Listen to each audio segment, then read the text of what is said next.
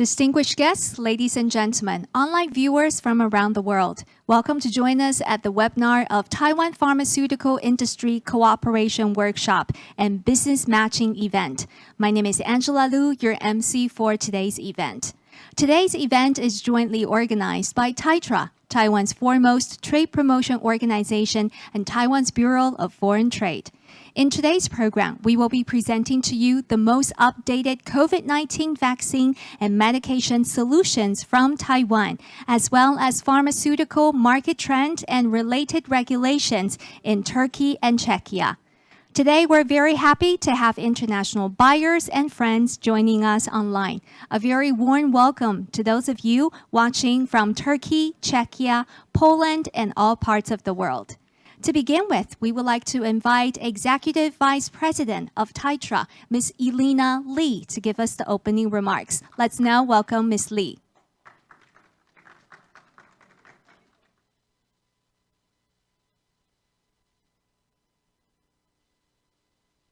Mr. Patrick Rala, the representative of the Czech Economy and Cultural Office, and Mr. Muhammad Berdek, the representative of Turkish Trade Office in Taipei. Friends online in Czechia and Turkey, and also the distinguished guests here. On behalf of TAITRA, I'm honored to join you for this Taiwan Pharmaceutical Industry Cooperation Workshop and the Business Matching Event, focusing on Turkey and the Czechia markets. The world is facing major challenges at this moment, but we have the tool to overcome the challenge. Right now, all the major pharmaceutical companies are racing toward a vaccine, which we hope will help us restore life the way we once knew. COVID has forced us to change the way we operate. But we all live in the same planet. So it's the time for us to regroup, to rethink, and work together to overcome the COVID. The entire country of Taiwan is in the fight against COVID, just like the whole world. But Taiwan cannot be an island unto itself. When it comes to COVID, we are all in this together. In terms of my organization, TAITRA has been dedicated to facilitating international business and trade, as well as public and private partnerships via the physical as well as digital tools, which have proven to be very important during this challenging time. The online Taiwan Anti-COVID-19 Pavilion we launched this June this year, brought together professionals and also the leaders from the public and private and drug administration, and also the medical institutes in Taiwan. These companies are going to complete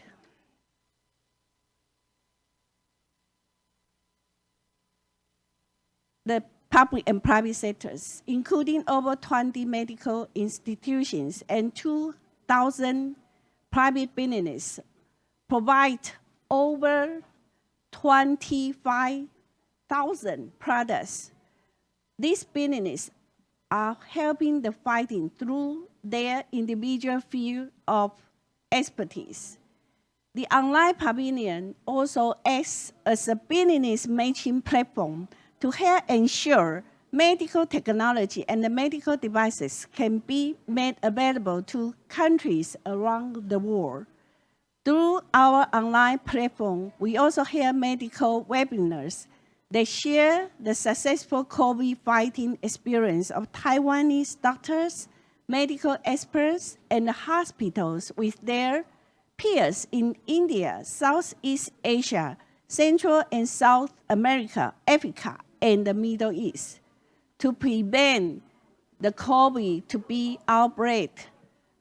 More seriously, we must all work together again and be vigilant at all times.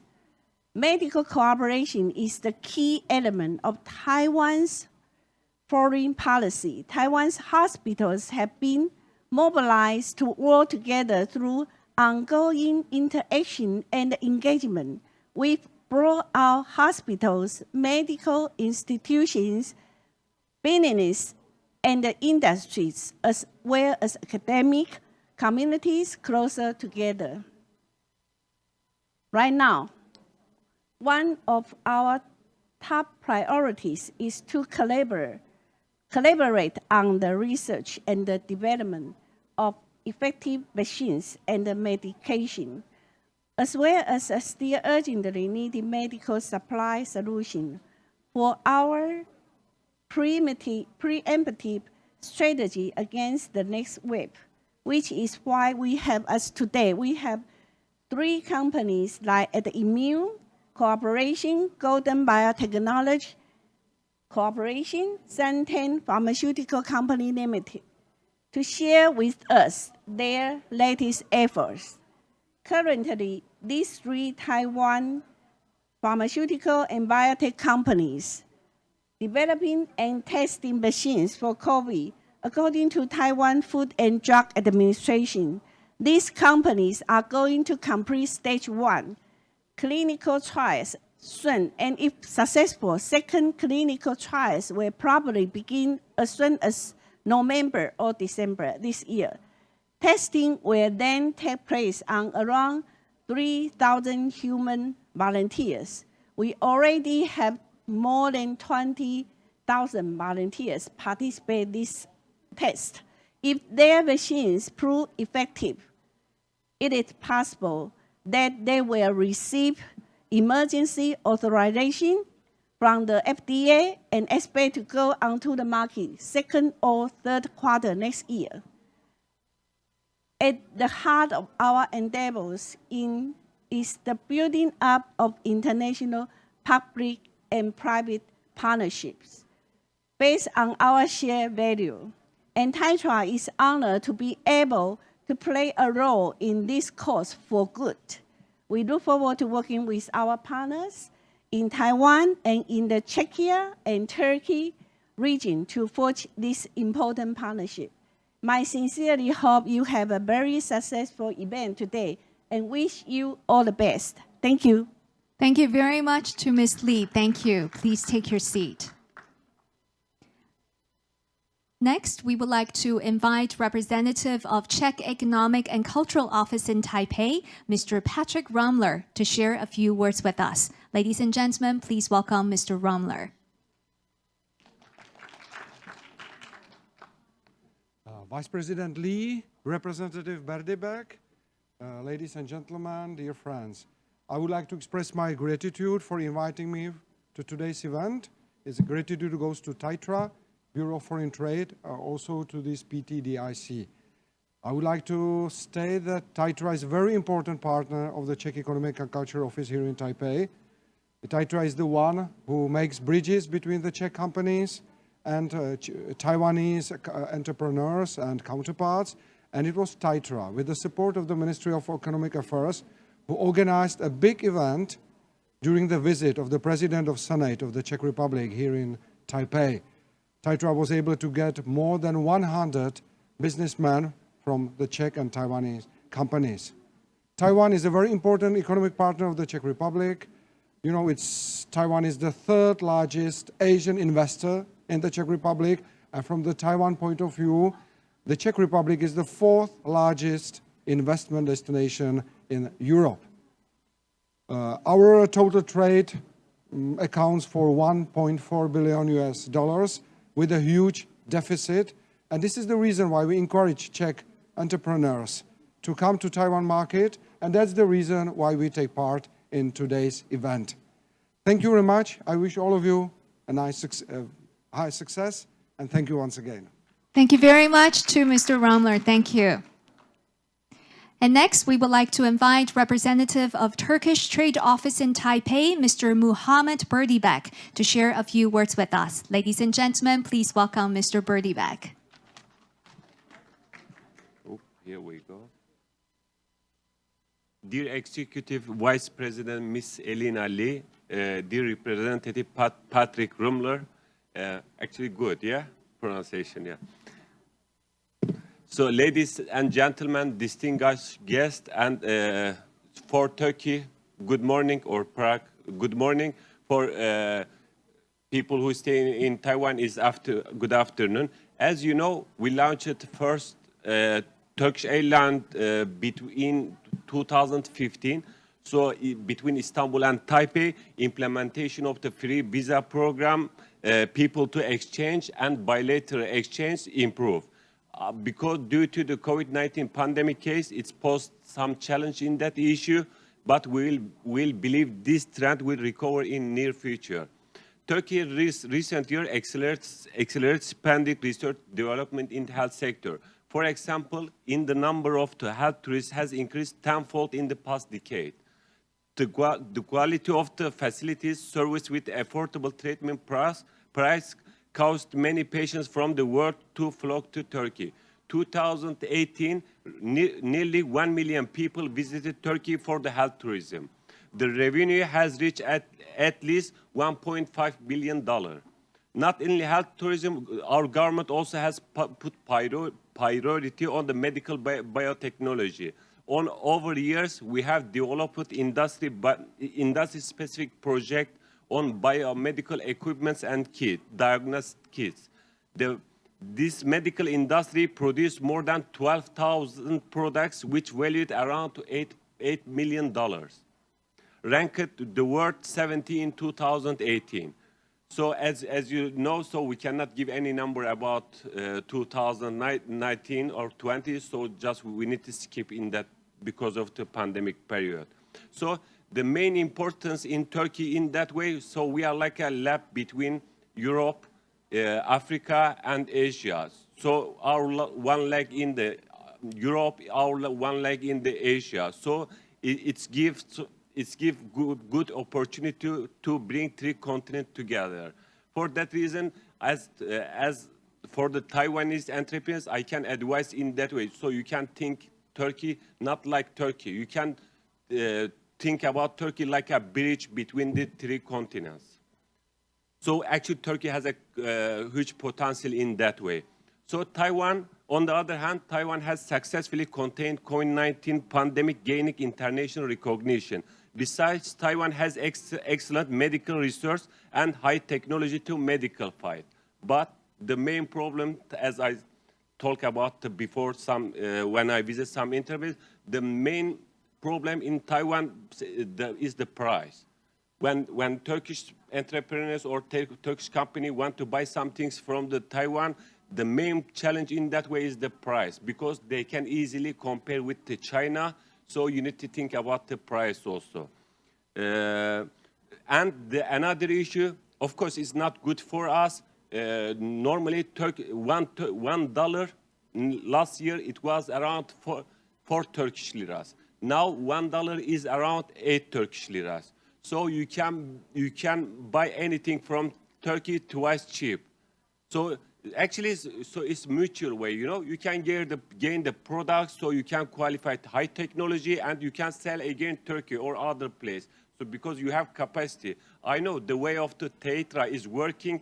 Just you want to sell the Taiwanese product, but we need to improve the mutual way. As Mr. Patrick Rumler mentioned about the deficit, we have also deficit in that way. We have 2 billion trade between Turkey and Taiwan, but 1.8 is Taiwan side, just 200 million is Turkey side. It's about 1.6 million. We have trade imbalance, so we need to shorten the way in that way. Today's, I would like to encourage Taiwan entrepreneurs for the work to be close cooperation with the Turkish counterparts. I firmly believe the development in areas, sectors such as vaccines, medicine, treatment, equipment will benefit more people in need. Thank you a lot. Thank you very much to Mr. Berdyback. Please remain on the stage because we would now like to take a group photo. We'd like to invite some guests of honor to join this group photo. Please welcome Ms. Elena Lee, Executive Vice President of Taitra, Mr. Patrick Rumler, Representative of Czech Economic and Cultural Office, Mr. Milan Horek, Head of Economic and Trade Section of Czech Economic and Trade Office in Taipei, and also our speakers for today. Our speakers from Adamune Corporation, from Golden Biotechnology, and also Ten Pharmaceutical.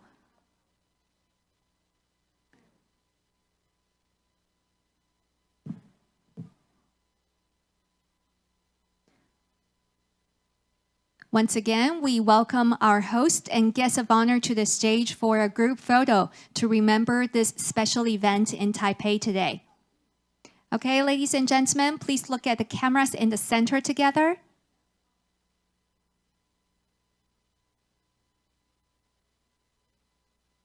Okay, how about a thumbs up for the photo shoot, please?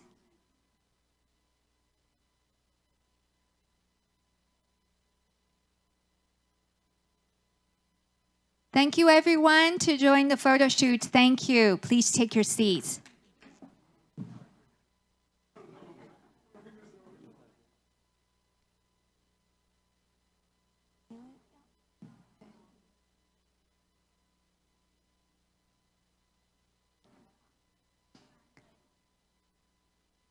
Thank you once again. And now moving on to the presentations. During the session, if you have any questions, you're welcome to leave your message and email. We will contact you after the event. The first speaker today is Mr. Albert Hong, Director of Strategic Planning and Regulatory Affairs Division of Adamune Corporation. Today, he will share with us the progress of COVID-19 vaccine development by Adamune. And now, ladies and gentlemen, please join me to welcome to the stage Mr. Hong.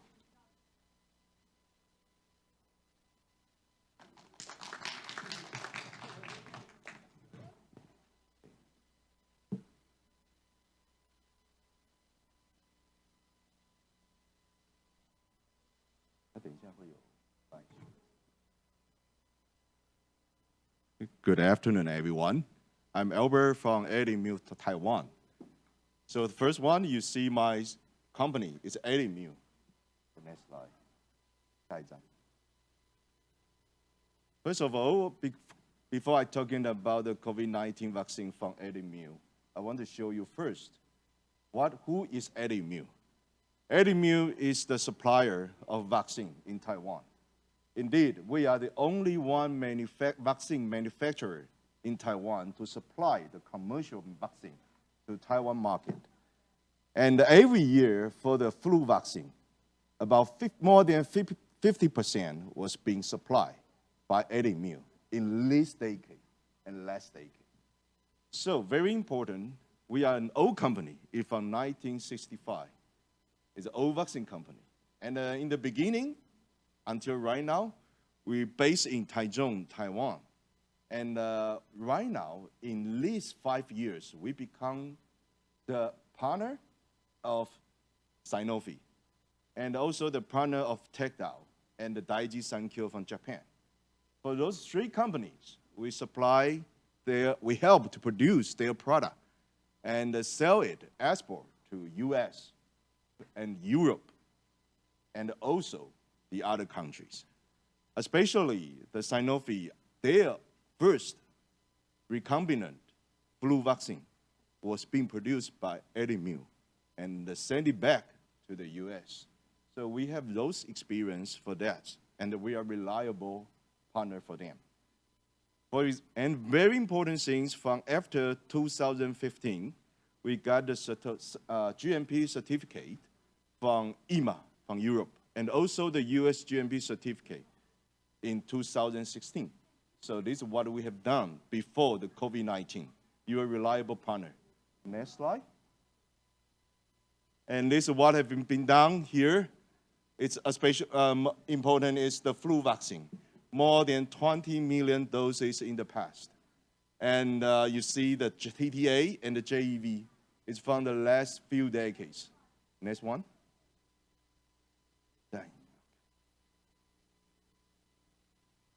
Very important from our timeline, as you see, we are a recombinant flu vaccine supplier, collaborate with the Sanofi. And also, the one who sell the product to the European market with Tectal, with the enoxaparin. It's another biological product. And very important for on our side, you can see adding meal right now, we have many different kinds of the platform of technology. And right now, first one, you may want to see what we do for the recombinant COVID-19 vaccine development. We have the baculovirus system. This kind of technology start from 2009 until right now. And before COVID-19, the baculovirus system recombinant vaccine platform has been well developed and ready to go to the commercial before COVID-19 this year. So next one, you will see this is our COVID-19 vaccine. Our COVID-19 vaccine start from this January, this year. Before the Chinese New Year, we got the good information from CDC, from US, and start to do the cloning and the sequencing of that COVID-19 product. So this is our COVID-19 vaccine. It looks like this one. It's a very small particle. And this one, we conduct into the animal trial. So in the middle of this year, from May to July, we can see a good result from animal model. We saw that from mice, we show a very good efficacy. I want to let you know one thing. Maybe you are not a medical background, but you can see here, this is the control group, means you inject the water. And at least one, you inject the mu vaccine. And then you can see, this means how many virus you can kill. After the mice get the water, and after the mice get the injection from mu vaccine, and then you can find we are much bigger, higher capability to inactivate the virus in the blood after the injection. So also you can see in the hamster. Next one, it will be more clear. It's a body weight gain. So you looks like me. I always have a good body weight gain. And also you see here is the body weight gain of what? Of the mice and the hamster. And you can see if you don't have our mu vaccine, this is the body weight of the hamster. They are going down. After the mice get injection of COVID-19 vaccine from mu, after the challenge, they're still getting fat. Means that they eat good. So they don't get the loss from the whole body loss. So we can see a good result before we go to the human trial. Now, this is what you can see. What's the status of mu right now? We just start the phase 1 in August this year. And we are lucky we got recruit all the subject before today I come. And we will going to have an interim report soonly. And very important things, last week we just filed our phase 2 IND. So we hope in the end of this year we can start our phase 2. Yes, and God bless us. Hope we can get a good result from phase 2. After that, we were thinking about the mass production. It's the GMP manufacturer. So mu is prepare a lot of amount of materials and also the capacity of the production facility, not only from mu, but also from our partner in Taiwan, the other company. And we will go together to produce sufficient COVID-19 vaccine and help to control the disease in Taiwan first, and go to our partner in the overseas market, especially our friends. We may go together to do the study of the phase 3 to test the efficacy outside Taiwan. And we believe if we have chance, go with the Turkey, go with the other Southeast Asia country, also the European country. So that's what we are hoping for. So today, we are very honored to be here to show our progress. And we are also trying to looking for any possibility to go further for the collaboration in COVID-19 vaccine development. Thank you. Thank you. Thank you very much to Mr. Hong. Thank you for your presentation. For the next speaker, we would like to invite Mr. Anthony Lee, Corporate Development Manager of Golden Biotechnology Corporation. He will be introducing to us the latest development of COVID-19 medication by Golden Biotechnology. Please welcome Mr. Lee.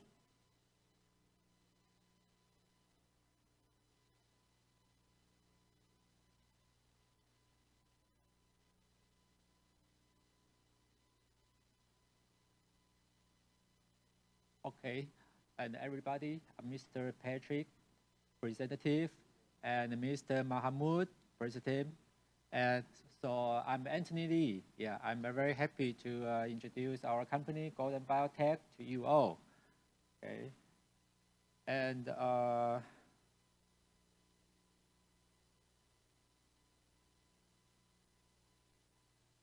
okay, so we founded in the 2002 year. Okay, so until now it already has 18 years. Okay, and in 2013, okay, we start our clinical trial in non-small lung cancer in phase 1.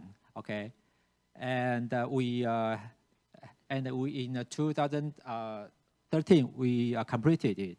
And we start phase 2, okay? And in 2015, okay, we got United States FDA approval to orphan drug in pancreatic cancer and AML and HCC. And HCC is a liver cancer, okay? And especially in that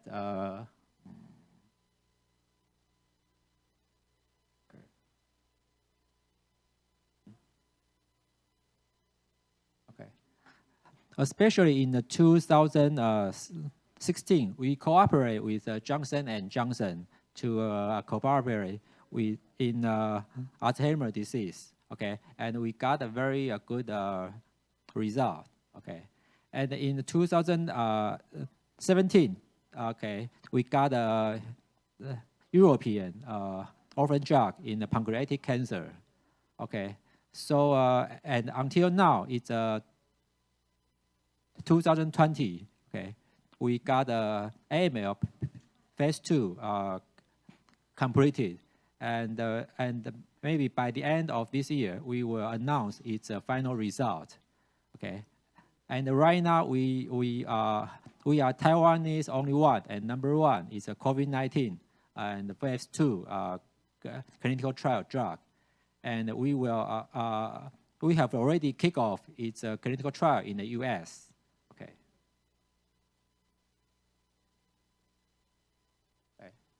And this is our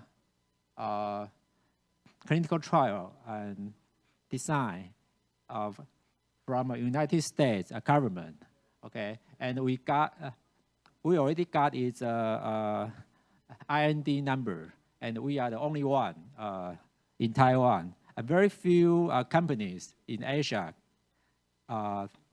just directly moved to phase 2, but we directly moved to phase 2. It's a very good achievement. Okay, and we will recruit 174 patients, and maybe about for 3 months, we will complete all the clinical trial. Maybe in December or next January. Okay, and okay. Okay, and it's it's our compared with other competitive drugs. Okay, for patients, this is a progression and a potential clinical treatment. For one patient infected by virus, okay, and the patients will the virus loading will be increased, okay, for several days, maybe for several weeks. And then inflammatory response will also then increase, yeah. And then will occur the cytokine storm, okay. And then maybe after several years, the fibrosis will be occurred. It's a progression of normal COVID-19 patients, okay. And right now, I will compare with, yeah, other competitive COVID-19 drug, yeah.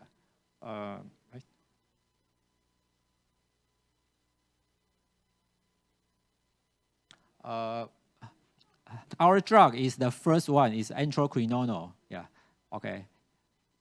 It's in yellow, okay. We can start from its prevention functions, and then antivirus and the anti-inflammatory and the anti-fibrosis. It's from an early stage to a later stage. So it means that our drug have efficacy for the all-time progression for one patient, yeah. But the other drugs, okay, other drugs maybe only can be used in some point, like early stage or middle stage or later stage, yeah. So our strength is that we can be used in applicable in all time points. And then our drug can be used in monotherapy and combination therapies, yeah. And we have good efficacy and very low adverse events, yeah. So it's our strength.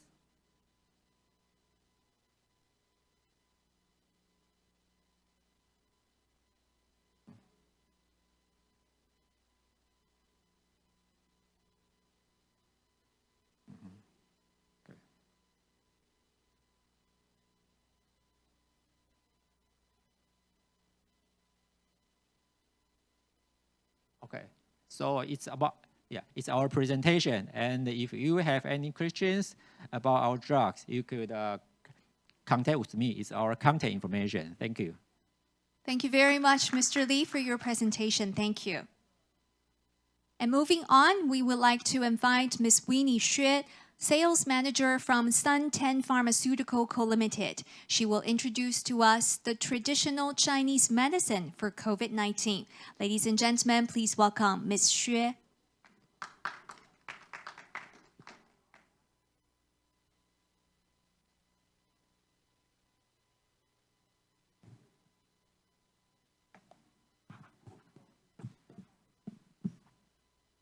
Ladies and gentlemen, this is Winnie, represent Ten Pharmaceutical Company.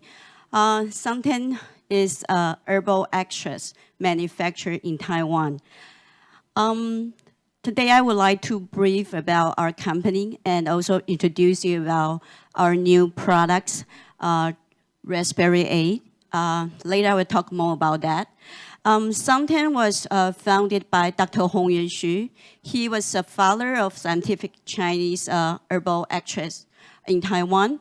And back to 1946, so we will be 75 years old next year. We're going to celebrate that. And our commitment to our customers will be efficacy, safety, and consistency. For Ten, we actually first export country is Japan. Dr. Hong Yuan-Xu studied in Kyoto University as a PhD pharmacy, and he bring back the technology from Japan, which at that time we continuously export our semi-product to Japan. But we don't have subsidiary until 2018, which is 2 years ago. And the next country we established subsidiary is United States back to 1991.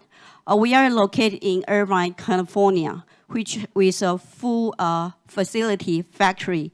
And this is make a difference for Taiwan products and US product different. In US, we do have our own different range of product in United States because traditional Chinese medicine is regarded as a supplement in United States. And for the next country, we actually export to Australia.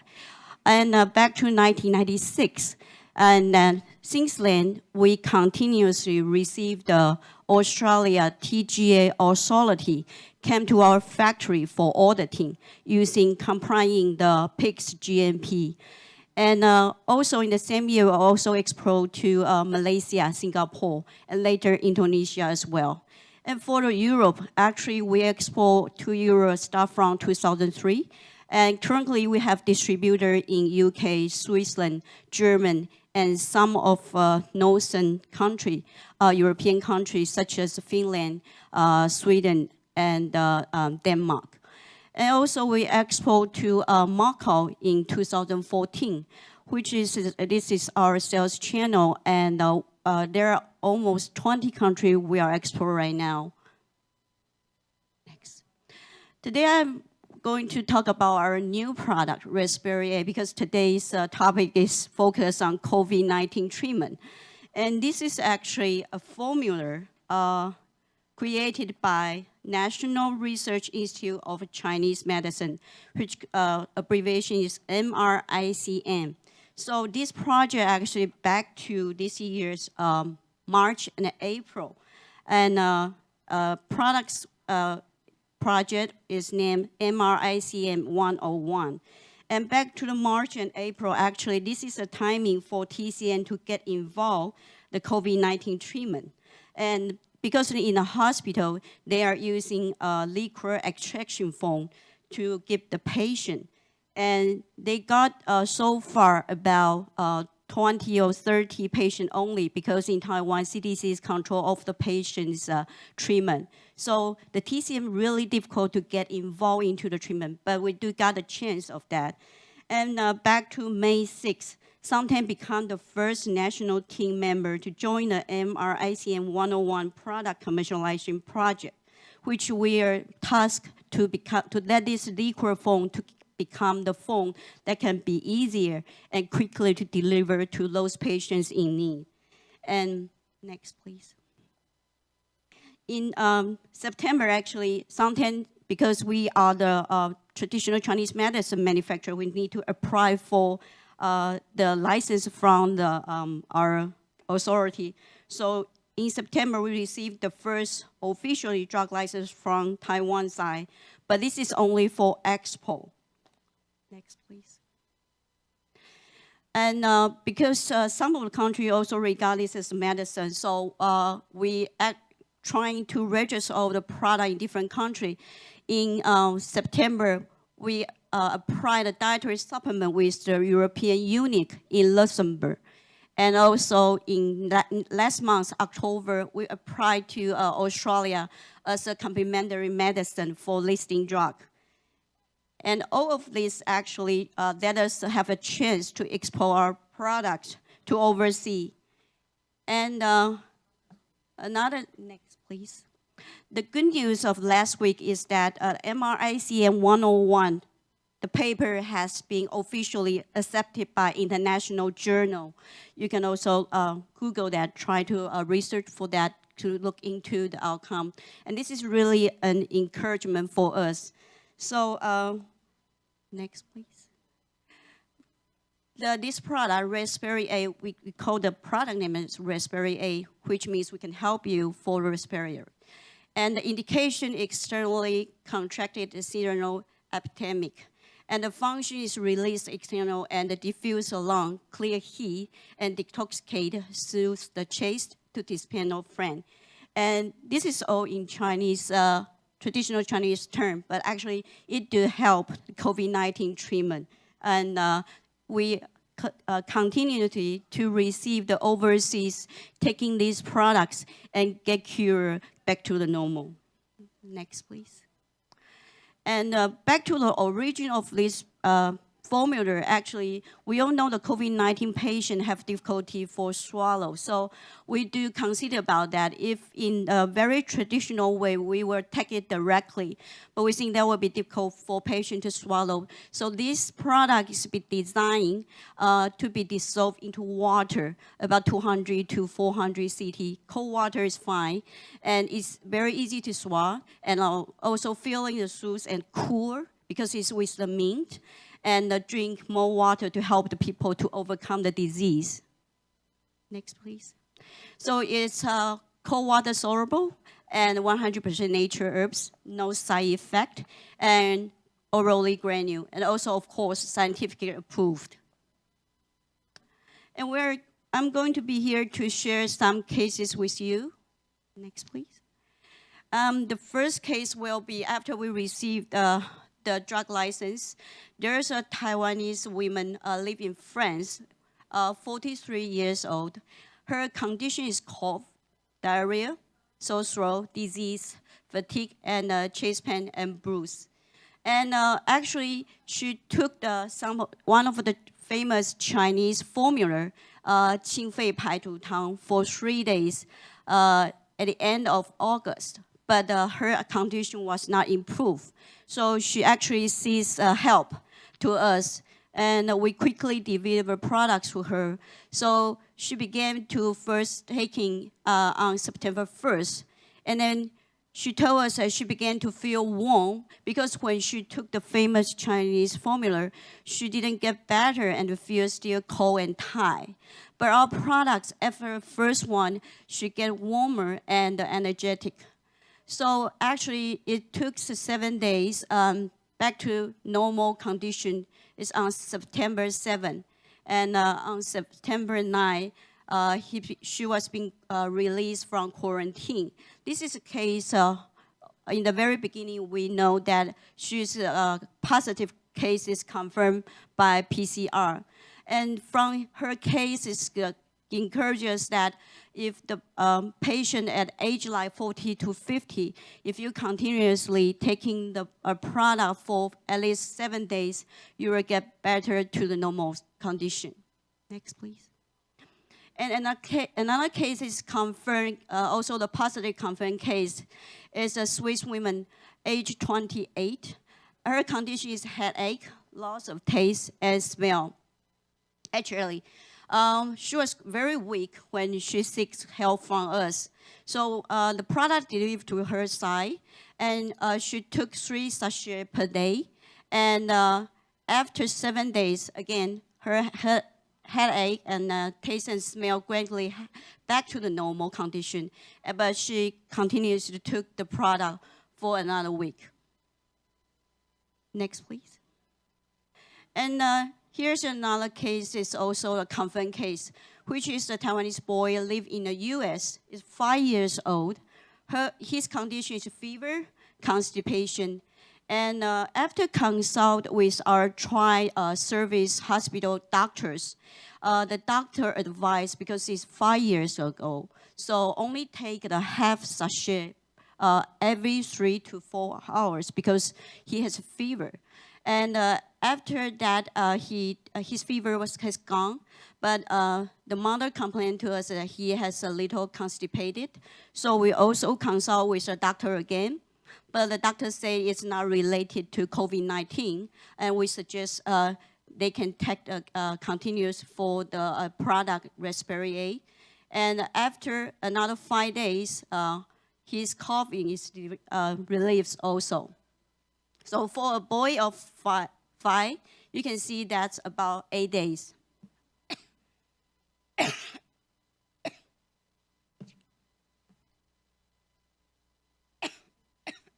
I should take Respirate, I think. So this is information where to buy that. We actually launched it in European country already. So you can go up to our website, santengopal.com, and you can have more information. Next. Next, please. And today is Thanksgiving, actually, and I wish everybody happy Thanksgiving. But another wish is we can overcome this COVID-19 mirror. And Respirate again. Taiwan can help, something can help. Thank you. Thank you for your attention. Thank you very much to Ms. Xue for your introduction. Thank you. For the next speaker, we have Mr. Jacob Dvoracek, CEO of Czech Association of Innovative Pharmaceutical Industry. He will introduce to us new medications from the Czech Republic. And now, ladies and gentlemen, please welcome Mr. Dvoracek.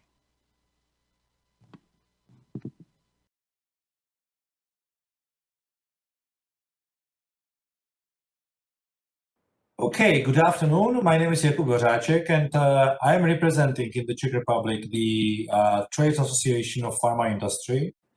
So let me at the beginning to do the short disclaimer. I am working for the Pharma Association for already nearly nine years, and the currently association represents 35 innovative pharmaceutical companies. It's mean the companies who keeps the own research and at least one patented molecule on the market. And we do not just represent the industry from the perspective of, let's say, communication, but we are also the public affairs association in, let's say, focus to new legislation, and also representing the industry in discussion with regulator and rest of the stakeholder in the Czech pharmaceutical market. So just for the information to see, who is currently the member of the Pharmaceutical Association, we have two kinds of membership, the full membership and the affiliated one. So everybody can taste it for 1 year and then become the full member to get the chance to shape the environment through the body of the association. Just for the information, to see the structure of working of the Pharma Association here in the Czech Republic. Our focus is not just the legislation, communication, but we also try to help our stakeholders to understand what is the important topics for the better access of the Czech patient. So we look on the horizon scanning. We try to see, what innovation it's, let's say, prepared by the pharmaceutical industry for the Czech patient. We try to also modulate the environment from the perspective of compliance.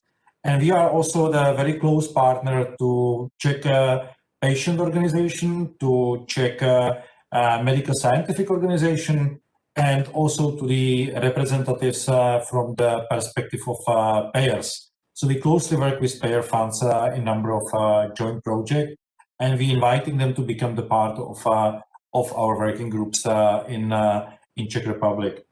We have a close cooperation with Ministry of Health, with our regulator. We are involved in the internal commenting procedure of Czech Ministry of Health, and also we commenting the new orders and let's say regulations coming from our regulatory agency. So quite extensive cooperation built on the years of trust, which is not very common in the European states.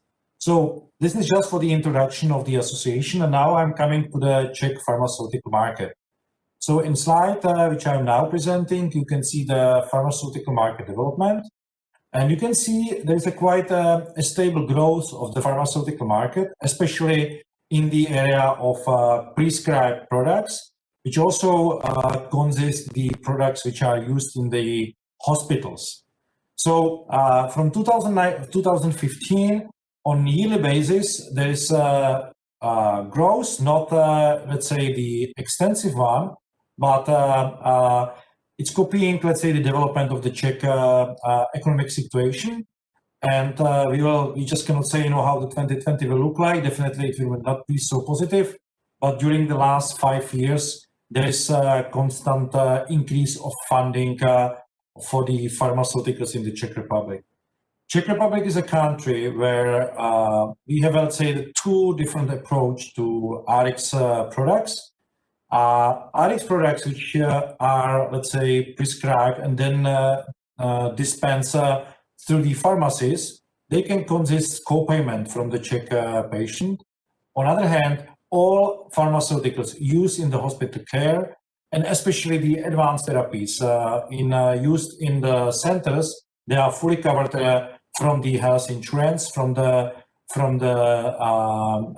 public money collected through the system which are dedicated just to the reimbursement of the healthcare in the Czech Republic. And there's also one thing which I would like to edit, to this point. Even for the RX products which are dispensed in the pharmacies, there are also limits which you cannot cross it. So once the patient pays more than 100 euro per year, the rest is also fully reimbursed. So there's no, let's say, further copayment, for this extra money copaid by the Czech patient. The slide you can see now, it's also splitting the size of the market in the according of ATC groups. So you can see that the main focus or main investment comes to the oncology diseases, also the cardiovascular diseases, and other areas quite similar like in the rest of the Europe.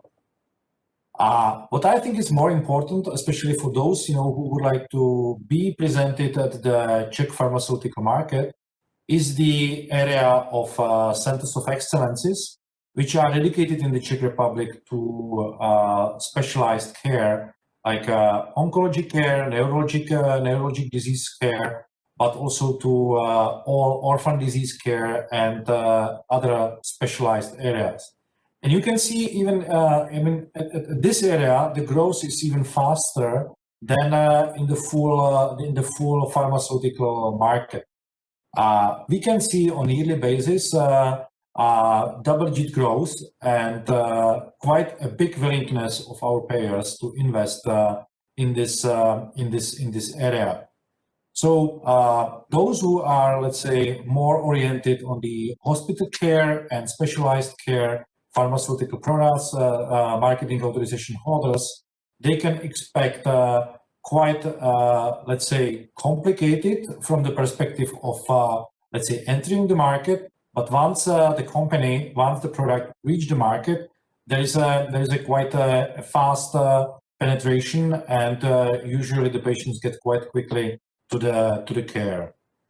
As I mentioned it, all hospital care is in the Czech Republic free of charge, for the Czech patient. So very solid system.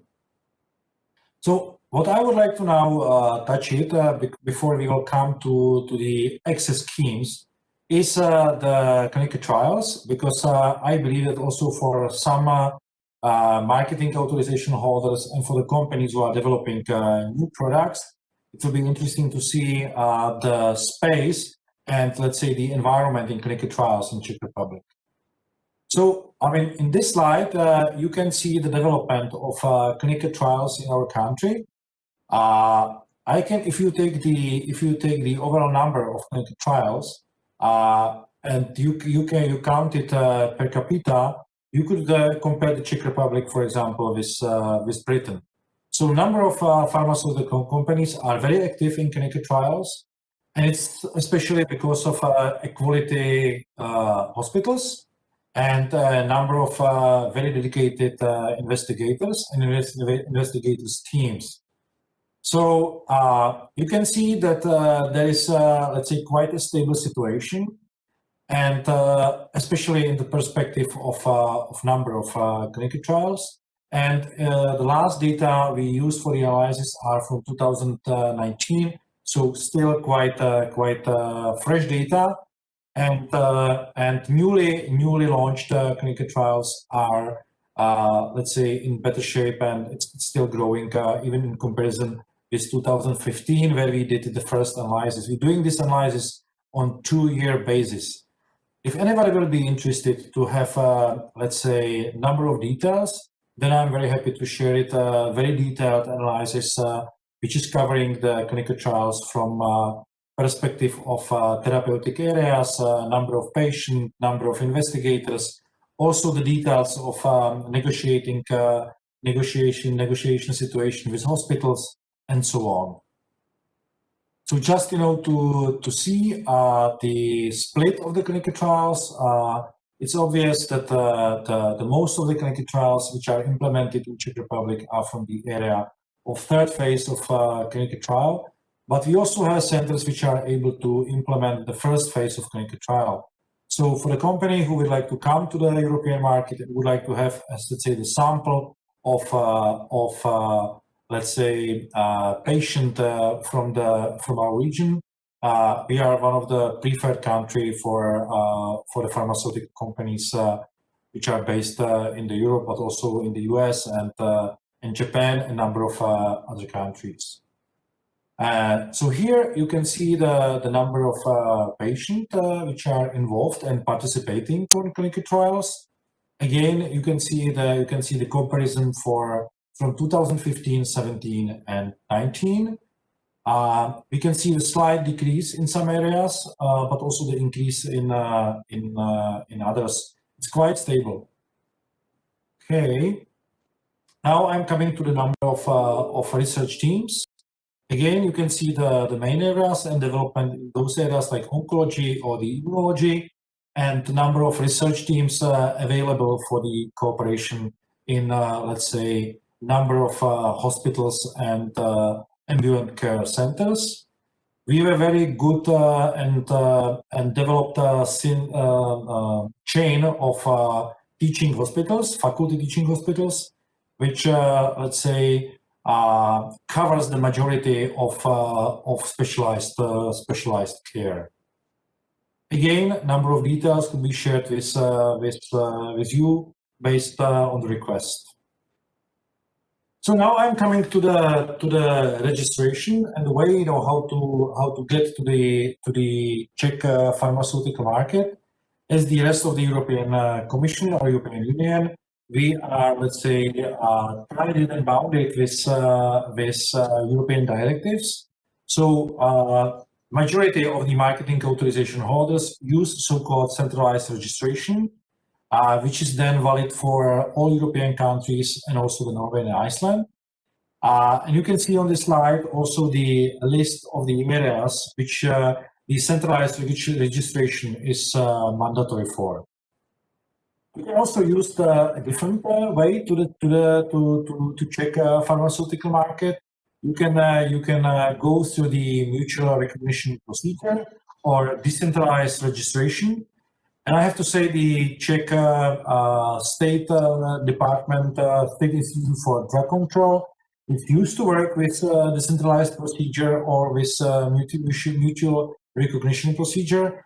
And they have a very extensive team of people who are dedicated to help with any kind of registration, and also they provide the pre-hearings which could be used to discuss the details before the application comes. It's possible to provide the application in English in the Czech Republic. So our State Department or State Institute for Drug Control is used to work in English, and so the materials can be submitted also in English language. You don't have to translate everything to Czech. Now I'm coming to what you can expect it from a perspective of price set and price regulation. In the Czech Republic, we have the system of setup of maximum price and also the setup of reimbursement. Maximum price in the Czech Republic, which is finally approved by State Institute of Drug Control, is stating the average of lowest European prices. You can see the map of the countries which are in the basket of reference countries for Czech Republic. State Institute for Drug Control takes the prices from all those countries and they select the three lowest, and the average of three lowest is the maximum price which is set for the new pharmaceutical coming to the system. We also have the setup for maximum commercial margins for the distributor and the pharmacy. In the Czech Republic, the margin for the distributor and pharmacy is set up in one basket, and it's on the discussion and negotiation between the distributor and the pharmacy how the margin is split between them. Again, if anybody will be interested to get more details, I can share the material we developed to, let's say, better understand the setup of margin and, let's say, the details, how those things works. If we come to the reimbursement, which I believe is even more important, all RX products has the reimbursement and the maximum price. In the hospital products, the price is set up on the reimbursement level because, as I said, in the hospital there is no co-payment from the patient, so it needs to be fully reimbursed. What is used for the setup of reimbursement price? We use again in Czech Republic so-called external referencing, and the setup of reimbursement is it's set based on the lowest European price, or if not available, then it could be used daily cost of comparatively effective and cost-effective therapy. Or there could be the price agreement, which is set up and proposed by the marketing authorization holder. So there are three different possibilities, how to come to the setup of the reimbursement level of the pharmaceutical product. So just for the information, and again we can provide the details for those who will be interested. We have a setup of so-called reimbursement groups. The reimbursement, the so-called reference groups. Reference groups are set up based on the interchangeable medicines. So the active substance, if is identical or the similar effect. Every group like this have always like fully reimbursed product.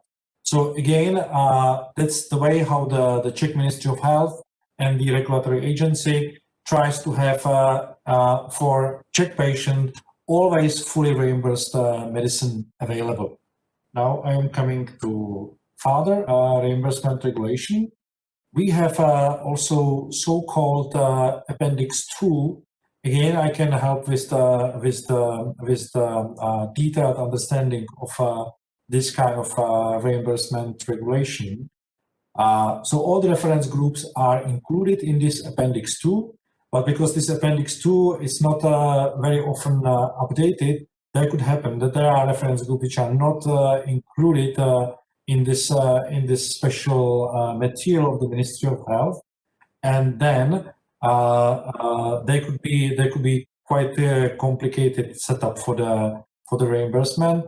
But there are again number of ways how to get to the negotiation with our payers.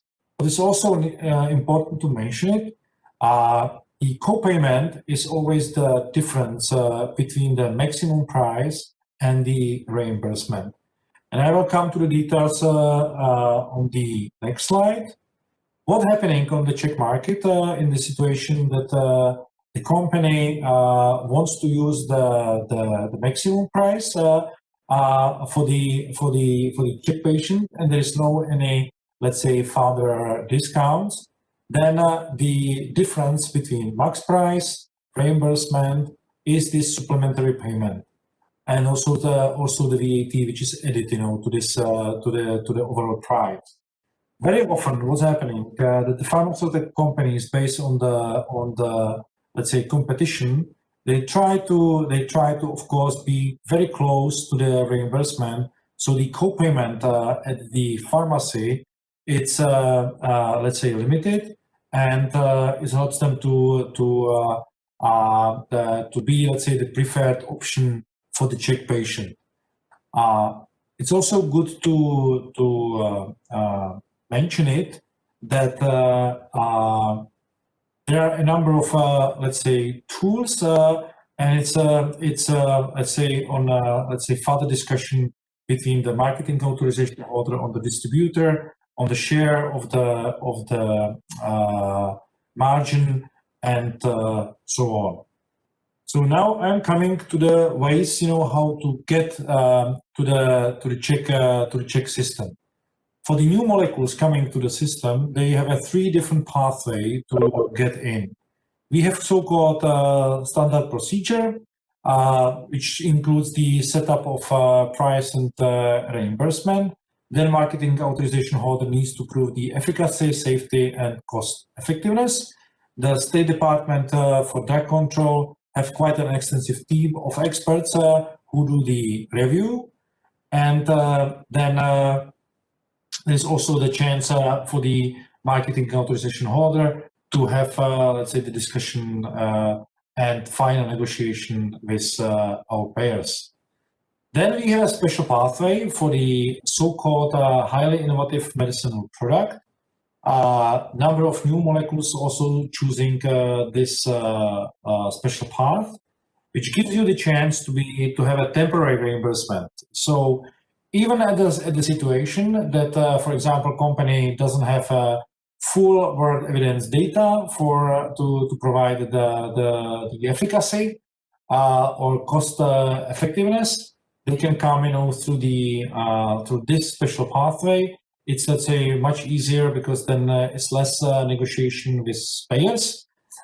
It gives the chance to be on the Czech market for 2 years and then to get also additional 1 year of temporary reimbursement. But after those 3 years, the real world data should be discussed with payers, and then it needs to translate from the temporary to the permanent reimbursement. Of course, the transfer from temporary to permanent reimbursement is based on the negotiation with payer, so it could be complicated. But at the end, we only had a few situations in the Czech Republic where there were, let's say, some difficulties for the marketing authorization holder to finally pass to the permanent reimbursement. We see the now legislative procedure, which is on the process, and I will come to the detail on the coming slides. We have the big amendment of Law 48 on the public health insurance, which is now reaching the Czech Parliament. And there will be the change in the setup of this temporary reimbursement. The intention of the state is to extend the temporary reimbursement from this 2+1 to the 3+2 years. So there will be 5 years of potential temporary reimbursement. So for the really new molecules, there will be much higher chance to get the good data from the Czech environment for the final discussion with our payers. Okay, so I will finish it. I will make it the fastest speed. So very important topic to mention it. We have so-called paragraph 16, which is also the special way to get the individual reimbursement for the Czech patient.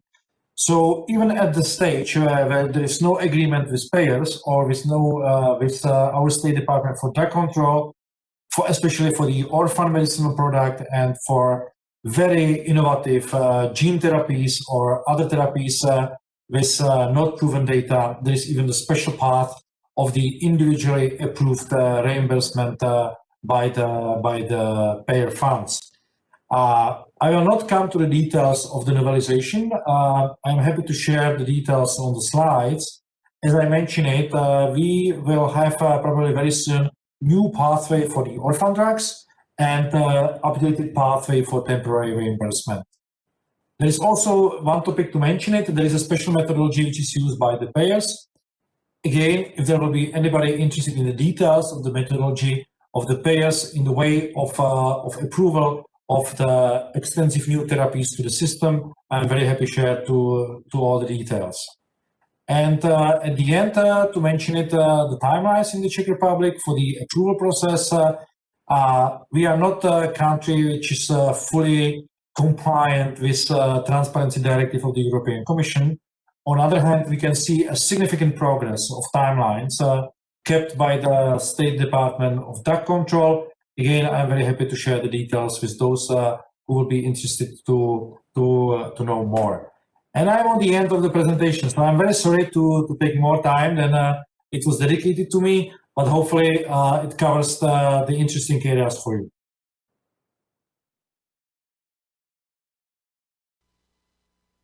Thank you very much to Mr. Dvoracek. And next, we will look into the topic of business climate for pharmaceutical industry in the Czech Republic. The speaker is Ms. Hanna Hebna, Business Development Manager of Life Sciences Sector from Czech Invest. Please welcome Ms. Hebna. Good afternoon, ladies and gentlemen. First of all, let me thank the organizers for inviting Czech Invest to participate in your workshop. It is my great pleasure to be here today to tell you about the business climate in the Czech Republic for the pharmaceutical industry. Let me start with a short introduction of who we are.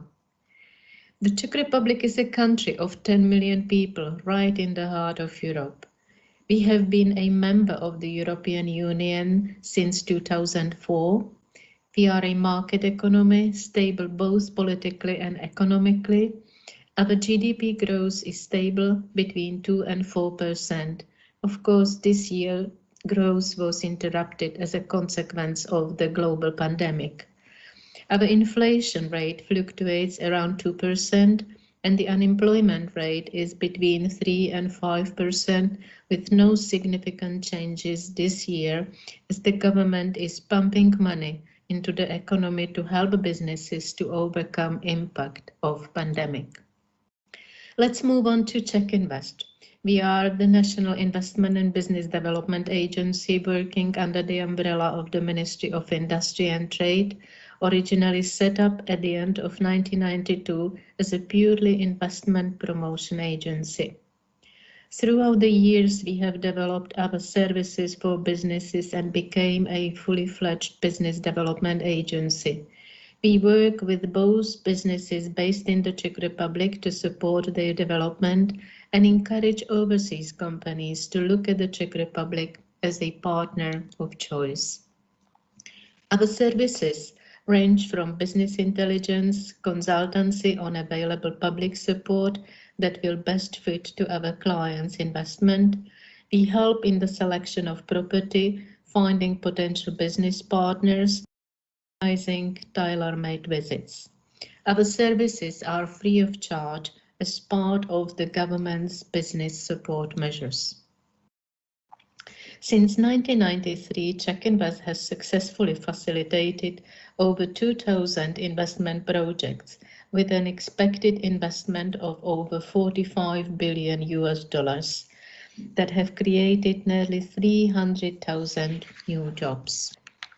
I guess it will be interesting for you to know who are the Taiwanese companies that are already here. Based upon the Financial Times FDI markets, Taiwanese companies invested over 1 billion euro in the Czech Republic through 35 investment projects, mainly in electronics. I have selected for you some of the Czech Invest clients, among which you see, for example, Foxconn, Acer, BenQ, or Wistron. These companies have invested in either production or technology and business service centers for their European customers. Let us move on to the key topic of the workshop, life sciences, and start with a quick overview of what we gave to the world. Cell theory, formulated by Jan Evangelista Purkyně, the principal laws of heredity, discovered by Johann Gregor Mendel, psychoanalysis, pioneered by Sigmund Freud, the first recorded human tissue transplant successfully completed by Eduard Konrad Zirm, 4 blood types discovered by Jan Jansky, the world's first tabletop electron microscope developed in Brno by Professor Armin de Long. By the way, his legacy in the excellence of electron microscopy continues in Brno, that became the global hub for production of electron microscopes. We gave the word polarography, developed by Professor Jaroslav Hejrovský, that was awarded the Nobel Prize. Not everybody knows that we gave the word contact lenses, designed and developed by Otto Wichterle. The Czech scientist Antonín Holý from the Institute of Organic Chemistry and Biochemistry of the Czech Academy of Sciences developed compounds for anti-HIV and hepatitis B drugs that were introduced to the market by Gilead Sciences. Moreover, the long-term collaboration between IOCB and Gilead continues. Just a few months ago, the team led by Tomáš Cihlář, former Czech colleague of Professor Holý, the current Vice President for Research in Gilead Sciences, has reached the FDA approval for remdesivir, used for the treatment of COVID-19 in its early stages. But now let us have a look at the key facts and figures about the pharmaceutical sector in the Czech Republic and see where there are opportunities and access to roughly 500 million EU citizens. We have long track record in development of new original drugs. Unfortunately, the Second World War left the former Czechoslovakia in the wrong side of the Iron Curtain. During this period, focus was on generic drugs. Once we gained our freedom back in 1989, many global pharmaceutical companies came to the Czech Republic and invested in the early 90s through the mass privatization. Examples of these companies are Teva, Otsuka, Ferring, or Beckman Coulter. The government's privatization offer was also used by, for example, Lonza, a Swiss producer of biopharmaceuticals. But at the same time, Czech entrepreneurs started to develop new indigenous companies. For example, Contipro in biopharma is now one of the world's leading producers of biotechnologically manufactured hyaluronic acid in the highest quality and purity used in medical, pharmaceutical, and cosmetic industries. There are also indigenous producers of veterinary drugs operating at the global level, such as Bioveta, producers of antibodies like XBio, or diagnostics, for example, Biovendor, Generi Biotech, or Diana Biotechnologies. These small companies are often seeking international collaboration, and I understand from Generi Biotech their recent visit to Taiwan as part of the President of the Czech Senate Business Mission was successful in finding a partner for research collaboration. I have prepared a map with selected pharmaceutical companies, both indigenous and global, that have production facilities, research or business service centers in the Czech Republic, such as, for example, Merck, that has one of the 3 global IT centers in Prague, tasked with development of software platforms using artificial intelligence for drug development. The value of the Czech pharmaceutical market is approximately 38 billion euros, and the market is growing at around 5% annually. The major share of the market is Novartis, with 25%, followed by Sanofi, the recent owner of Zentiva, with 17%. Out of the top 20 companies at this slide, the local producers Teva and Zentiva have in total another 24% market share. Zentiva is one of the pharmaceuticals' longest established producers with a history of over 530 years. The Black Eagle Pharmacy, established in 1488, is still in the Prague Old Town Square. It is the predecessor of the Zentiva factory, built by the owner in 1930 on the outskirts of Prague. The company is a witness to the history of 20th century, in which it changed ownership several times due to political changes after the World War II. But it stays strong due to the knowledge gathered through its existence and is highly valued as a partner in the development of drugs and pharmaceutical technologies.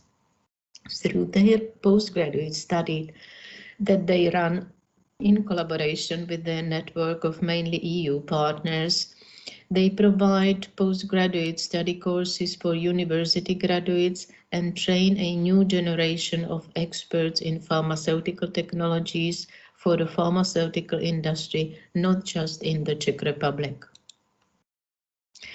Zentiva has a broad portfolio of advanced generics focused mainly on cardiovascular, anti-infectious, respiratory, nervous, and muscular system diseases.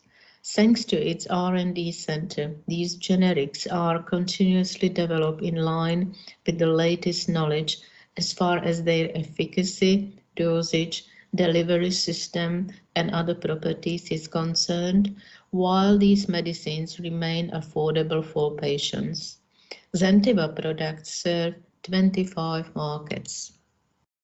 Lonza is an example of successfully completed privatization of the former Research Institute for Biofactors and Veterinary Drugs near Prague. Lonza has repeatedly invested into the production and development of highly potent active pharmaceutical ingredients and currently operates a FDA-approved facility which is serving the pharmaceutical markets of EU, USA, and Japan. Like in Czech enterprises are cooperating via industry associations or clusters. Associations such as Association of Chemical Industry, that has among its members large pharmaceutical producers, are a more traditional way of working together as supply chains and as a vehicles for joint international promotion. On the other hand, relatively recently established clusters such as Medchem Bio or Czech Bio include rather specialized small and medium-sized enterprises and other related supporting actors as a research institute for a joint development of new products and services. They are thus often using public support for joint research and development from both national and EU sources together with their international partners. There are many European initiatives, actions and events for clusters and their SMEs in which Czech clusters are participating, such as EATRIS or ERIC. Success of pharmaceutical industry stems from the quality of education, research and development. Students of science, technology, engineering and mathematics marked in this table as STEM students are prepared for jobs in engineering, automotive, aerospace and related economic fields. They create the biggest group of university graduates, followed by students and graduates of natural sciences, such as biology, chemistry, medicine, that are the target for the pharmaceutical companies. The numbers of students are not just corresponding to the economic needs of the country, but they are also following the interests of the young generation in new technologies and natural sciences from which companies can benefit. Basic research and development in the Czech Republic are generally divided between institutes of the Czech Academy of Sciences and research teams in universities. The major university centers and thus also research centers of the Czech Republic are in Prague, Brno and Olomouc. This map shows recently established university research centers in biotech and related material sciences that are also linked to local university hospitals. This practical network facilitates development of new pharmaceuticals and translation of research results into medical practice. It is not just research financed by the government through Academy of Sciences institutes and universities, but also private investment of businesses that are steadily growing. It is also a growing share of private investment that in the latest, as this slide shows, reaches 64% of total R&D expenditures.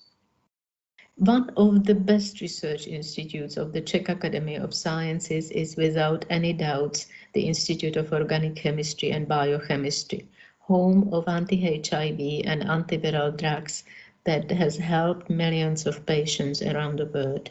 While involved mainly in basic research, The Institute has always sought to apply the results of research in clinical practice using established networks of university hospitals and industrial partners. They have introduced to the market quite impressive numbers of antivirotics, cancerostatics, hormone analogues, and dermatologics. But the principal achievement of IOCB is anti-HIV drugs, developed based upon their compounds in cooperation with Gilead Sciences. This brought fundamental change in HIV treatment on a global scale and saved many, many lives. As I mentioned in my comments to previous slides, we have a strong competence in medical chemistry and biochemistry, genetics, immunology, and blood diseases. In these fields, Czech companies and researchers are successfully working along with international partners, and they will welcome partners from Taiwan. Globally, there is a strong focus on external innovation via collaboration and sharing knowledge between non-traditional partners such as SMEs and startups. R&D effectiveness is thus improving not just by shared experience and knowledge between sector-specific teams, but also using big data and predictive analytics that is in hands of IT specialists. That is why the EU cluster networks involve IT teams with a knowledge of bioinformatics. Should you consider expansion into the EU market, you will be able to tap into these networks. Should you consider to introduce your pharmaceuticals into the EU market, you will need the support of professional services in the field of drug testing, regulatory science consulting, and quality assurance in order to prepare documentation for your product's CE certificate.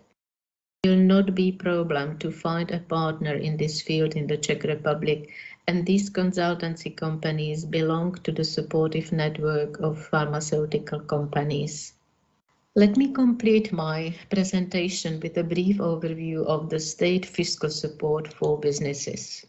To support business growth in the Czech Republic, the government is using both national and EU funding under different programs in various forms, such as grants, loans, loan guarantees, or corporate income tax relief. The common rule set up by the EU regulators is that the maximum level of support is based upon the size of business. For business activities, this level is set at 45% of eligible cost for small businesses, 35% for SMEs, and 25% for large companies. For R&D activities, the maximum intensity support is higher and depends on both size of the company and type of supported activity, as described on this slide. Notice that to support cluster development, the levels of support for both small and large companies are the same and thus support the interest of big companies in small innovative ones. This answers the organizer's question if there is any support for clusters in the Czech Republic.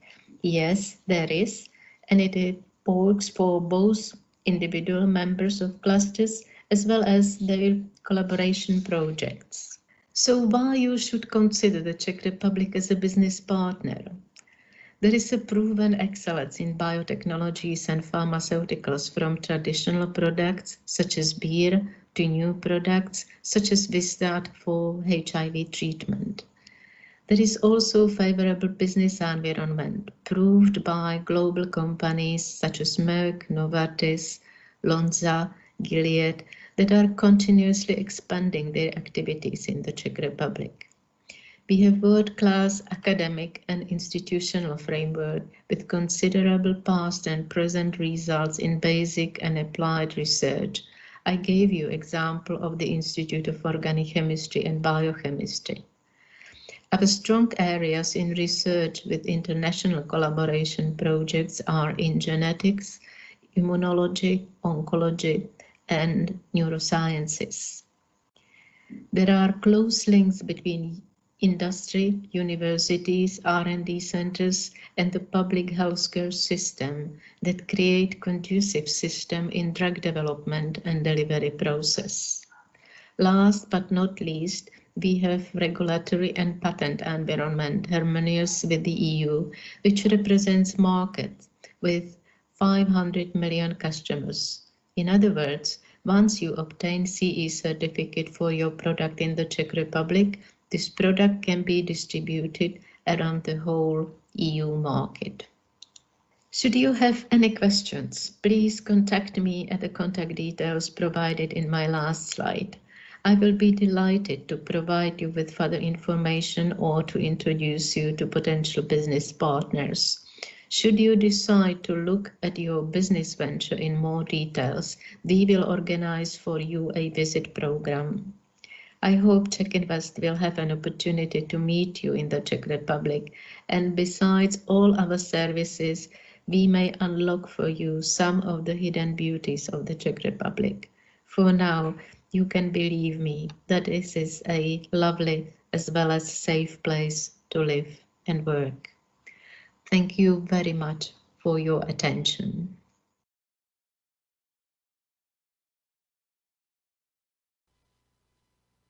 Thank you very much to Ms. Hepna, and thank you once again to our two speakers from Czechia. Next, we have two speakers from Turkey. Both of them are board members of Health Business Council of Foreign Economic Relations Board of Turkey. First of all, we would like to invite Mr. Altuğ Oğuz to share with us general information on medicine industry in Turkey. Let's now welcome Mr. Oğuz. Thank you very much. Ladies and gentlemen, valuable participants and industry members, I would like to start by giving my best regards from Istanbul to everybody watching and in Taiwan and worldwide. I will start my screen sharing. I have a small presentation.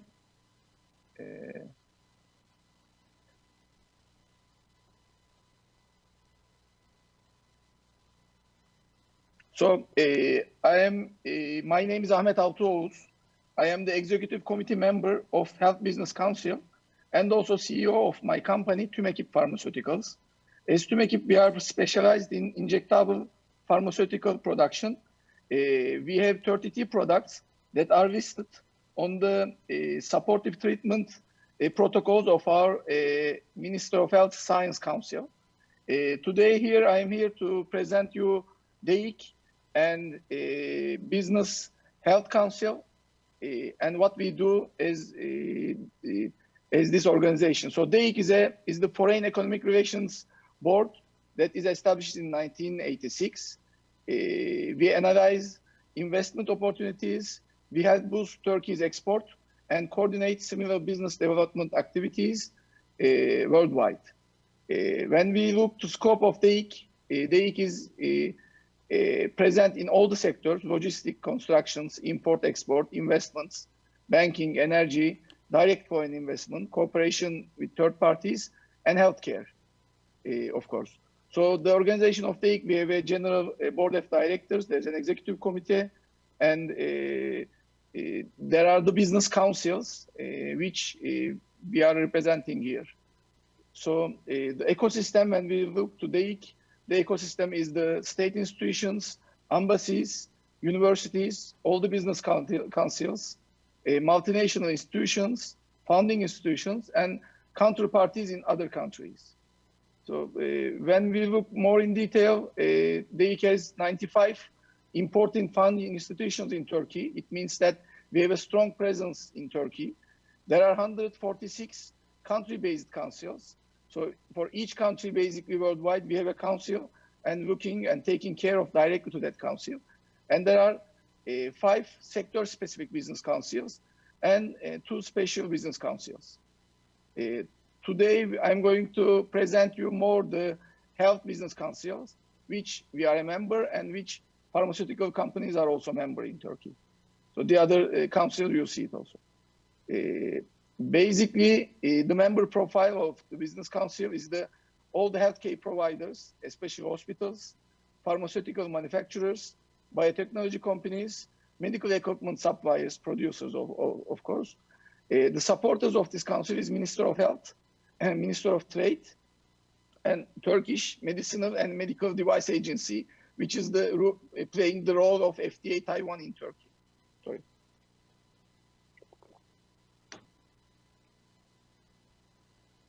So what we do as Health Business Council is we promote the Turkish medical services, pharmaceutical products, and medical equipments, develop the health cooperations between Turkish private and international decision makers, organize incoming and outgoing doctors, insurance companies, and travel agency delegations. Unfortunately, this has stopped since the beginning of COVID, but we are hoping to start it very soon, right after the end of the pandemic. And foster educational and technical cooperation between healthcare counterparts. So actually we have 52 members, 27 out of this are hospitals, and 14 are pharmaceutical and biotechnological company. So I will give you some sample of the activities, of the cooperation that we have made, but unfortunately those are the nice, good past. I hope to see them again, those cooperations, because we have made a lot of meetings with different cooperations with the support of Turkish trade counselors, with the Minister of the foreign countries. In the out of members, 33 of the hospitals are accredited. So the health tourism is a very important subject in Turkey. We are welcoming and receiving a lot of patients from all over the world. Those are the member hospitals. Now I will come back to Turkish pharma industry. There are some overheads. I don't want to take too much of your time. So Turkish pharma industry is over 100 years old, very experienced. First pharmaceutical and pharmacy law dates 1929. GMP is in force since 1982. EU regulations are implemented during 90s. So we are completely harmonized with the European pharmaceutical regulations. Turkish health regulatory body is the TMMDA, is a member of PICH and also ICH. So we have a complete implementation of the international standards, all the GMP and registration documentations. Actually, in Turkey, there are 100 production facilities, 28 certified R&D centers, over 10,000 registered products, and 35,000 highly educated and well-experienced personnel. Turkey's pharma market is about 2.4 billion boxes and over $7 billion US. Unfortunately, there has been some drop-off this year based on the pandemic and also the big devaluation of Turkish lira. But it will come back. We have a big market and strong structures of the companies in Turkey. Turkey is actually 16th in the worldwide pharma markets and has a 0.7% of market share. So in 2019, we have exported to 169 countries of 1.4 billion US. So this year it has increased to $1.6 billion. We are going to hope to have a good expansion on the countries and quantities exported from Turkey. So some small lines about the success and what we have done in Turkey during the pandemic. There has been a very successful management of public health planning and organization through provincial and central governments with strong cooperation. Minister of Health dedicating for fighting with COVID-19 and strong cooperation with several public and private authorities. There is a good affiliation system for the patients. There are strong control all over the frontiers. There has been a lot of limitation for the elderly people, also young people. We have limited these restrictions, but last week we have restarted to it because now we are having the famous second peak in Turkey also, unfortunately.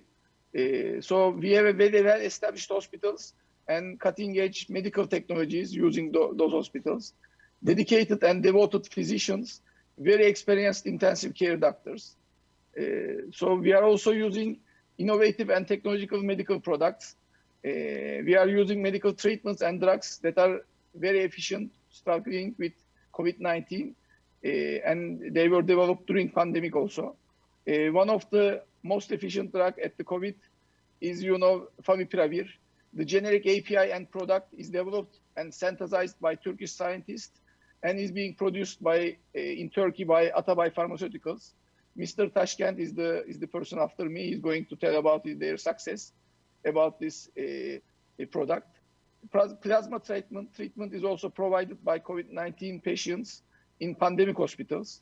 There has been 18 vaccine studies that are started in the universities and different institutions with the support of governmental agencies. Now we are very positive, and I am very hopeful that 2 of those vaccines are vaccine candidates indeed, are starting human studies, and we hope to have vaccines available in 2021. So we have very fastly developed and produced ICU ventilators, PPEs, autonomous UVC disinfection robots. So those are indeed very important strength points on the success and keeping the death rates much below than world average. We have built and get in the operation 2 pandemic hospitals in 45 days with 2,000 beds, and they are constructed next to the airport. So in any case, that we have very big 2 hospitals to support. So those are very important facts that Turkey has a very strong health system still today, when we have the highest level of patients and highest level of cases. But we still have available beds, available hospitals, and still available healthcare professionals. So this is my last slide before finishing. I would like to thank and present my respect to 2 most important Turkish scientists, Professor Dr. Uğur Şahin and Dr. Özlem Türeci. Those are 2 most important one of the most important scientists of today, because they are the first developing the vaccines to be approved by major FDA and EMA, hopefully. They are the founders of Biotech. 2 Turkish scientists. I give you respect and thank you very much for your presence and devoting. So thank you very much, everybody, for listening to me. And for anything, DEIC and Health Business Council is here to support all the relations that you need between the countries in all the sectors, but health, for health, our council is here and available. You have my email and you have the email of the DEIC also. Please contact for any needs that you have in Turkey. We will be glad to answer your needs. Thank you very much. Thank you very much to Mr. Oğuz for your presentation and for connecting with us.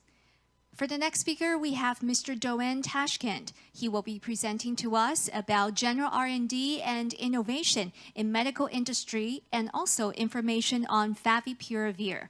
Ladies and gentlemen, please welcome Mr. Tashkent.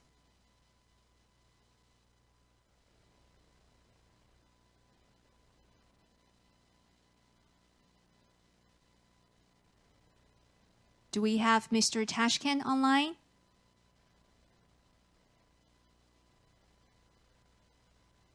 Yes, I am here. Sorry, it was muted. Dear Vice President Lee, dear Representative Mr. Rumler, dear Representative Mr. Berdibek, dear company representatives, dear friends, it's a great honor to be with you here and share some views from our company and how we develop the favipiravir product. And I would like to also thank Mr. Altubey from TÜBMEKİP for his nice words and presentation of the Turkish industry. I will briefly go over the Atabay because that's directly related the way we develop the favipiravir API. Atabay is an 81 years old company. It's a still family-owned company, and focus is on pharmaceuticals and fine chemicals, but one of our core competence is API production. That's where we strive, we believe, we also do branded generics, but our core competence is API production. With 800 people, we operate in the field. As I mentioned, it's a third generation family-owned company, and currently the two Atabay daughters are running the company with success. So number one rule is when woman rules, success is guaranteed. So we can learn that from that event. It has a strong pharmaceutical fine chemicals history. The team produced over the last 50 years over 100 syntheses and brought them to the field, to the market. So it has strong API manufacturing and development know-how. When we look at the operation side and production side, it has the necessary GMP and FDI facilities in 2 locations. And when we look on the high level, it can produce 240 million boxes per year on sterile and non-sterile plants in 2 facilities. The secret sauce, I would like to mention that, is the experience and know-how combined with young scientists. The team that produced and developed those 50 chemical syntheses and brought them to the field are still in the company. There is a 50 years with us, the head of R&D, and there is a 40 years with us, his right hand, and the team is here is a 50 years with us, is the main chief technical person. So it is a great combination, the young and the experienced team, because when it comes to chemistry, experience is play a huge role, and we should not forget that. We developed and we have brought 4 different medicines. One of them is the new one. This is our response to COVID-19. The initial is from shikimic acid, we developed the oseltamivir on one side. Lately, we developed from 6-aminoprazine, the favipiravir, and brought it to FDF form. Our flagship product is the paracetamol. Atabay is one of the main paracetamol producer and the only producer in Turkey and in Europe. We do it from nitrobenzene to all the way to paracetamol and finished dosage form, and also from heparin we do enoxaparin and to the finished dosage form. Those 4 medicines are also currently used to fight against COVID-19. When we started, when the whole thing started for us in Turkey in January, we sat down. This is from my notebook, from my lab notebook, and we look at all the possible molecules to treat COVID-19, and we choose some of them, the yellow ones that we choose to develop further. There is a list, and I know Mr. Altuve is with us. He also worked on some of those molecules. He also developed in some of them. So we were also sharing knowledge and cooperation to develop some of them. And here we see, we looked at remdesivir, we looked at favipiravir, chloroquine, hydroxychloroquine, camostat, and umifenovir are the ones we choose to move forward. This is in more detail from that list. At that time, I made notes and saying that, okay, those are the ones we should go. We made those decisions based on our analytical work and on the scientific studies. This is the story. We started with favipiravir because we worked on favipiravir already in 2015. As a company, we look at antiviral products. We developed, as I mentioned earlier, oseltamivir. So in 2015, we also looked at favipiravir, but due to the patent protection at that time and the efficacy results, we decided not to pursue. We left it at the R&D stage. In January 1st, when the whole thing started, and when for us at this side of the world, and of course, when we saw the favipiravir name, it was for us no-brainer to work on it right away. And we took the R&D results and analytical results from the shelf, and we started to work on it. And on March 23, we joined the TÜBİTAK, this is the Turkish NSF, National Science Foundation, TÜBİTAK COVID-19 Vaccine and Medication Platform Turkey, with the Medipol University And at that stage, we started a university, industry, and government collaboration. It is a triple helix model, and we started to work together. Although we had the necessary R&D know-how for the synthesis, the joint project helped us to develop it faster and bring it faster to the market. In 22nd April 2020, we applied for the fast license track for the favipiravir, and June 9, we finished the biosimilarity studies at the Gaziantep University with Pharmagen Laboratories. To our knowledge, it was the based on the clinical trials.gov. This was the first clinical trial done on favipiravir in Turkey. Right after that, once this was finished, it was announced by the President Erdogan that the favipiravir was synthesized in Turkey with the local scientist, and 1 month later, we have received the fast-track license, and with 3 other companies. It was at the end, 4 companies received the license. One of them is Atabay, did the synthesis locally, 3 others brought the API from abroad.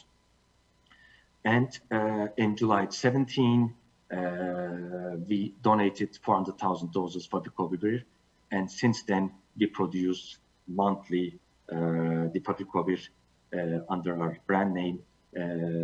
We give them to Ministry of Health. Again, all this was possible because 50 years of API development and industrial scale production know-how. This was highly critical. Such a synthesis cannot be done in 2 months, 3 months otherwise. Having the 50 years of experience and having those people in the company combined with the young postdocs make the whole difference. Of course, on the other side, we have to mention also the solid finished dosage form R&D team, because we have also applied new patent for formulation. The favipiravir FDA formulation is currently still patented in the world. We applied for a new formulation. As I mentioned, is effective government, university, industry collaboration, and having support from the fast-track licensing process from the Turkish Ministry of Health make the difference. And at the end, we brought to the field favipiravir, hydroxychloroquine. Both are licenses and in the market. And the other 2 molecules that we worked, umifenavir, hydrochloride, and camostat mesylat, they are still in the licensing process. It was applied, and we are still waiting for the clinical trials. And the 5th project that we finished during that time period was also our flagship product, oseltamivir. We did in the powder, lyophilized powder for the emergency rooms in the hospitals. So what I would like to say is the main difference, main effect was here the collaboration with the government, fast-track licenses, university industry collaboration, and collaboration with industry partners like, as you listened before, Tümekip and Altuğbey, because in one project we were together on that. And that made the difference. And currently, favipiravir is in the currently used as the first medicine in the protocol, treatment protocol, and near future we see that it will go that way. They have received positive results, and that's all what I would like to add. Thank you very much. Thank you very much to Mr. Tashkin, and thank you very much for connecting with us from Turkey. Ladies and gentlemen, this concludes our webinar today. Thank you very much for joining in. We hope through today's presentations you would have a better understanding on the latest pharmaceutical innovations and market trends in Taiwan, Turkey, and Czechia. Please help us fill out a survey by scanning the QR code at the bottom of the screen. We would like to hear your suggestions and feedback for future event.